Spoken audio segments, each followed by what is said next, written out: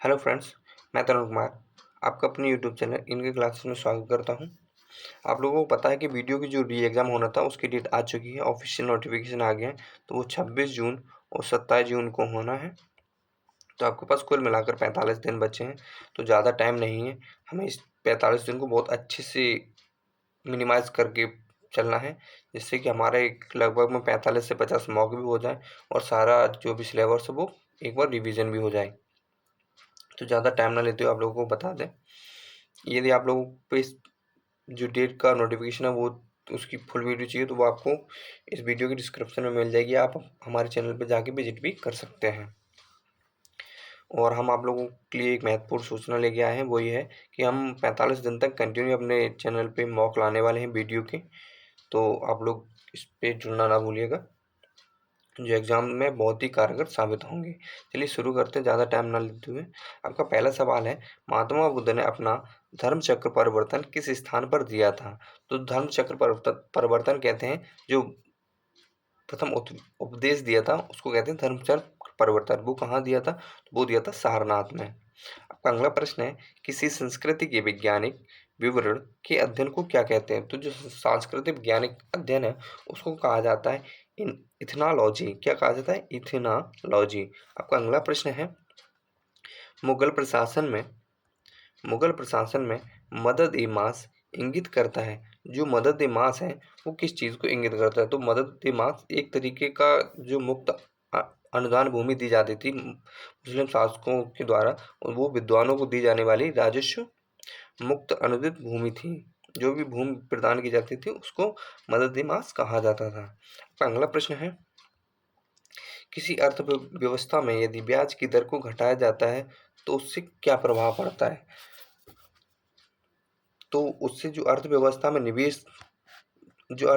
निवेश को बढ़ाया किस क्या बढ़ेगा? अर्थव्यवस्था में निवेश को बढ़ावा मिलेगा। आपका अगला प्रश्न है, कांग्रेस पार्टी ने किस वर्ष पूर्ण स्वराज का प्रस्ताव पारित किया था? तो आपका सही जवाब होगा ऑप्शन बी 1929 में। कौन से अधिवेशन में ये कहा था? तो ये कहा था लाहौर अधिवेशन में। किसमें? लाहौर अधिवेशन में।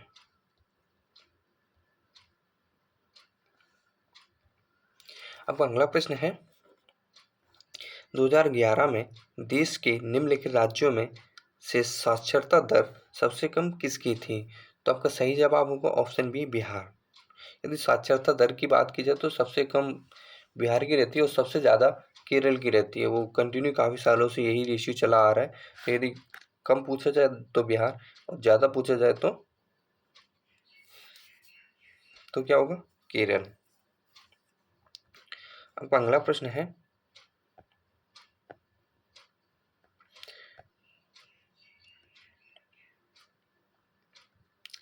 कांग्रेस के नरम दल के नेताओं की आंदोलन पद्धति क्या थी? जो नरम दल के नेता थे उनकी आंदोलन पद्धति क्या थी? तो आपका सही जवाब होगा राजबांधम आंदोलन। क्या था?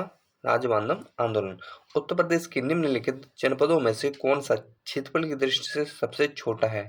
तो आपका सही जवाब होगा ऑप्शन ए वाराणसी।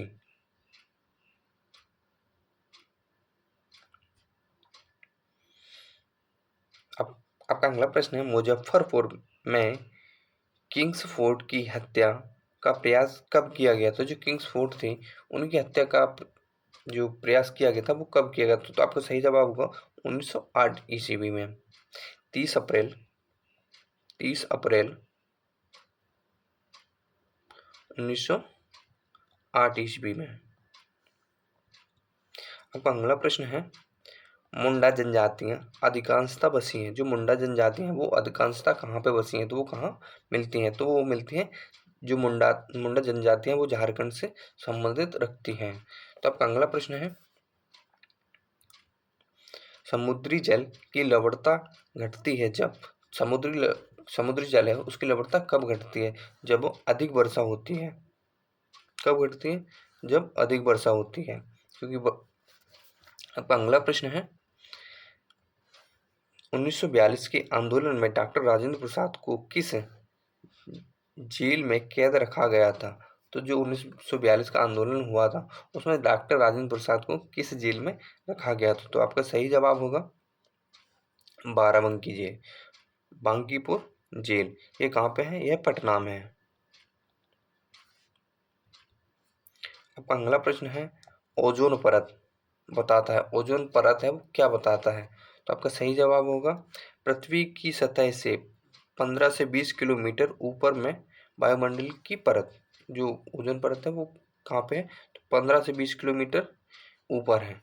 तो आपका सही जवाब होगा ऑप्शन डी। आपका अगला प्रश्न है, हुमायूं द्वारा लड़े गए 4 प्रमुख युद्धों का तिथि अनुसार सही क्रम क्या होगा?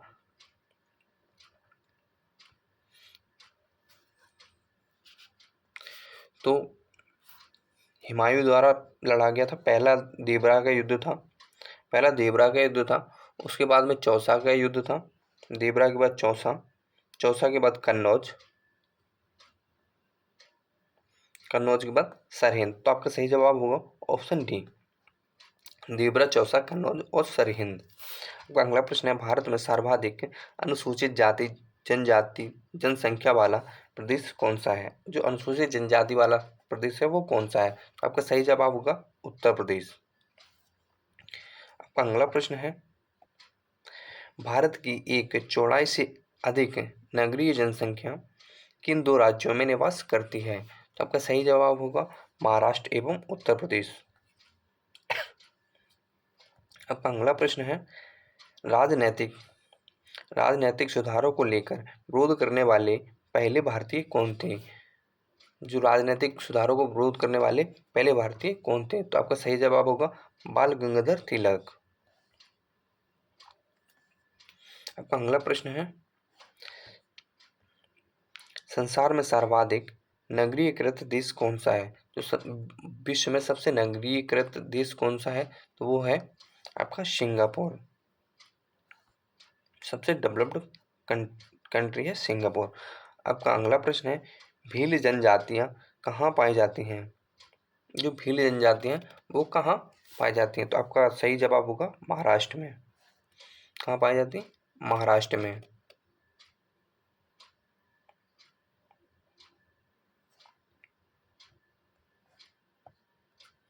आपका अगला प्रश्न है, एक उच्च न्यायालय का न्यायाधीश अपना त्यागपत्र संबोधित करता है, जो उच्च न्यायालय का न्यायाधीश है वो अपना त्यागपत्र किसको देगा? तो वो देगा राष्ट्रपति को। किसको देगा? राष्ट्रपति को। और राष्ट्रपति अपना न्याय जो त्यागपत्र है वो किसको देता है? वो देता है उपराष्ट्रपति को।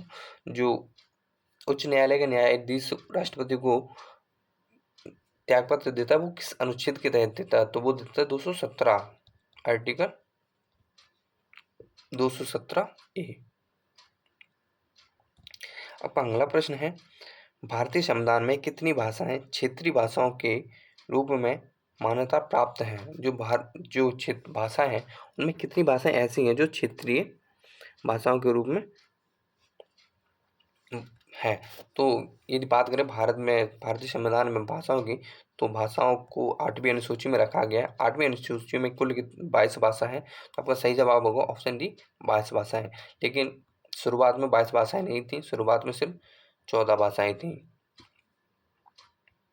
आपका अगला प्रश्न है, भारतीय संविधान में शामिल है, तो भारतीय संविधान में क्या क्या है? तो भारतीय संविधान में 395 अनुच्छेद है, 395 अनुच्छेद है, आर्टिकल है, 22 भाग हैं, चैप्टर है और 12 अनुसूचियां हैं। तो इस हिसाब से आपका सही जवाब होगा ऑप्शन ए, 395 अनुच्छेद, 22 भाग एवं 12 अनुसूचियां। लेकिन मूल संविधान था उसमें 395 अनुच्छेद थे, 22 भाग थे, लेकिन अनुसूचियां सिर्फ 8 थी। आपका अगला प्रश्न है,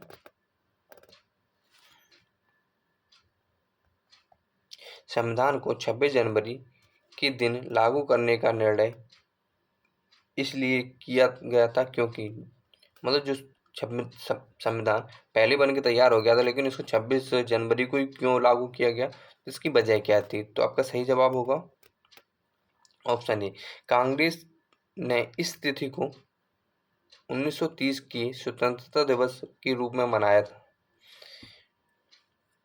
इसलिए इस दिन हमें संविधान लागू करने का निर्णय लिया गया। अब अगला प्रश्न है, यूरोप की एक पर्वत श्रृंखला है, तो यूरोप की पर्वत श्रृंखला कौन सी है? तो आपका सही जवाब होगा अल्पास। कौन सी है? आल्पस। आपका अगला प्रश्न है, बहुउद्देशीय नदी घाटी योजनाओं को आधुनिक भारत के मंदिर किसने कहा था? तो आपका सही जवाब होगा जवाहरलाल नेहरू ने। किसने कहा था? जवाहरलाल नेहरू ने। आपका अगला प्रश्न है, चट्टान पर उगने वाले पादप कहलाते हैं, जो चट्टान पर पादप उगते हैं उनको हम क्या कहते हैं? तो उनको कहते हैं शैलोवेद। क्या कहते हैं? शैलोवेद। आपका सही जवाब होगा ऑप्शन डी। आपका अगला प्रश्न है, जल व वाष्प ताप पर थर्मामीटर को नामांकित करने का उपकरण निम्न में से कौन सा है? तो आपका सही जवाब होगा ऑप्शन डी, हाईग्रोमीटर। क्या है? हाईग्रोमीटर। आपका अगला प्रश्न है, बिरिंजक चूर्ण के लिए कौन सा कथन असत्य है? तो आपका सही जवाब होगा जल में अधिक विलय होता है। क्या असत्य है? जल में अधिक विलय होता है, तो जो वह जल में ज़्यादा विलय नहीं होता है। तो आपका सही जवाब होगा ऑप्शन ए। आपका अगला प्रश्न है, किस खनिज से रेडियम प्राप्त किया जाता है? जो रेडियम प्राप्त होता है वो किस खनिज से होता है? तो आपका सही जवाब होगा पिचब्लेट। Option B. आपका अगला सवाल है, बत्ती वाले स्टोव में केरोसिन का बत्ती में ऊपर चढ़ने का कारण क्या था? जो केरोसिन वाले सिलेंडर थे उनमें जो बत्ती डालते थे उससे नीचे से तेल ऊपर किस वजह से जाता था? तो आपका सही जवाब होगा पृष्ठ तनाव की वजह से। किससे? पृष्ठ तनाव की वजह से। अगला प्रश्न है, निम्नलिखित में से कौन सी विटामिन की खून के जमने की आवश्यकता होती है? तो खून के थक्का जमने के लिए हमें चाहिए होती है विटामिन के। आपका सही जवाब होगा ऑप्शन डी। आपका अगला प्रश्न है, क्लोरोफिल में कौन सा धातु आयरन पाया जाता है? जो क्लोरोफिल है उसमें कौन सा धातु आयरन पाया जाता है? तो वो पाया जाता है मैग्नीशियम। कौन सा पाया जाता है? मैग्नीशियम। आपका अगला प्रश्न है, आम की बीज रहित प्रजाति कौन सी है? आम की बीज रहित प्रजाति कौन सी है? तो आपका सही जवाब होगा ऑप्शन डी, सिंधु। आपका अगला प्रश्न है, निम्न में से कौन सा मनुष्य में अवशोषी अंग नहीं है? तो आपका सही जवाब होगा ऑप्शन सी, सामने वाले चपटे दांत। कौन से? सामने वाले चपटे दांत। आपका अगला प्रश्न है, उत्तर प्रदेश में रानी लक्ष्मीबाई बांध परियोजना निर्मित है। जो रानी लक्ष्मीबाई बांध परियोजना है वो किस नदी पर निर्मित है? तो आपका सही जवाब होगा ऑप्शन बी, बेतवा नदी पर। किस पर? बेतवा नदी पर। आपका अगला प्रश्न है, पीत क्रांति संबंधित है। जो पीत क्रांति है वो किससे संबंधित है? तो वो है, इसको पीत क्रांति भी बोलते हैं और इसको पीली क्रांति भी बोलते हैं। पीली क्रांति। तो पीली क्रांति किससे संबंधित है? वो है तिलहन से। आपका अगला प्रश्न है, निम्न में से कौन सा एक बाल्टिक राष्ट्र नहीं है? तो आपका सही जवाब होगा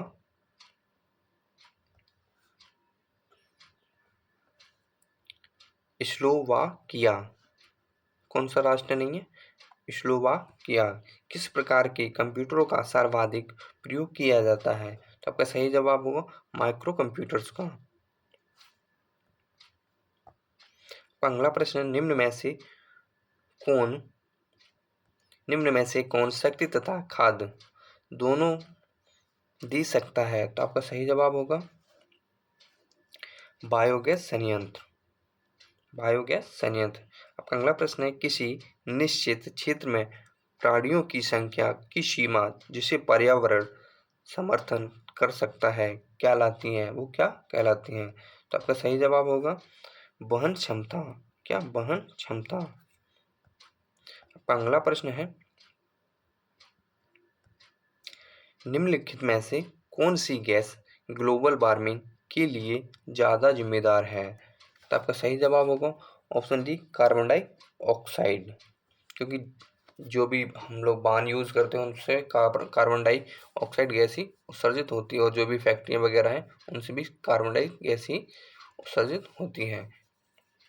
आपका अगला प्रश्न है, निचली गंगा नहर का उद्गम स्थल कहाँ है? जो निचली गंगा नहर है उसका उद्गम स्थल कहाँ है? आपका सही जवाब होगा नरोरा में। कहाँ पे? नरोरा में। आपका अगला प्रश्न है, उत्तर प्रदेश में उर्दू को द्वितीय राजभाषा घोषित कब किया गया था? तो आपका सही जवाब होगा 1989 में। आपका अगला प्रश्न है, उत्तर प्रदेश का मुख्य लोक नृत्य क्या है? जो उत्तर प्रदेश का मुख्य लोक नृत्य कौन सा है? तो धोबिया भी लोक नृत्य है, सायरा भी लोक नृत्य है और राय भी लोक नृत्य है। तो आपका सही जवाब होगा उपयुक्त सभी।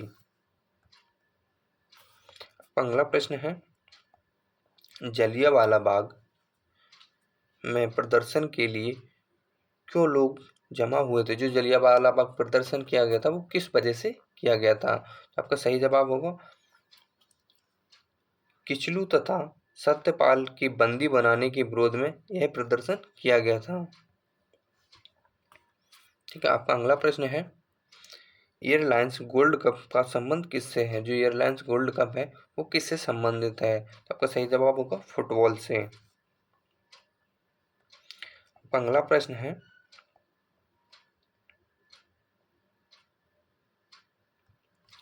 दो 2011 की जनगणना के अनुसार उत्तर प्रदेश में महिला आबादी कुल आबादी का लगभग कितना प्रतिशत है? तो आपका सही जवाब होगा 48%। आपका अगला प्रश्न है, मौसमई गुफा में ज्यूरिया मास्कमैसिन नामक एक सूक्ष्म घोंघे की प्रजाति की खोज की गई है। यह गुफा किस राज्य में स्थित है? आपका सही जवाब होगा मेघालय राज्य में। आपका अगला प्रश्न है, हाल ही में किस तिथि को विश्व आयोडीन अल्पता दिवस मनाया गया है? तो वो मनाया गया है 21 अक्टूबर को। आपका अगला प्रश्न है, मुख्यमंत्री राशन आपके द्वार योजना किस राज्य सरकार की योजना है? आपका सही जवाब होगा मध्य प्रदेश राज्य सरकार की। तो ये सेट पूरा हो गया। आप लोगों को ध्यान रखना है कि आपकी एग्जाम डेट आ गई है, वो 26 और 27 जून को होना है। तो आप लोग हमारे चैनल पे जुड़िएगा, क्योंकि हम अपने चैनल पे वीडियो की री एग्जाम के जो प्रैक्टिस सेट्स हैं, प्रीवियस क्वेश्चन है, वो लाने वाले हैं बहुत ही धुआंधार तरीके से। चलिए मिलते हैं आपको नेक्स्ट वीडियो में, तब तक के लिए जय हिंद।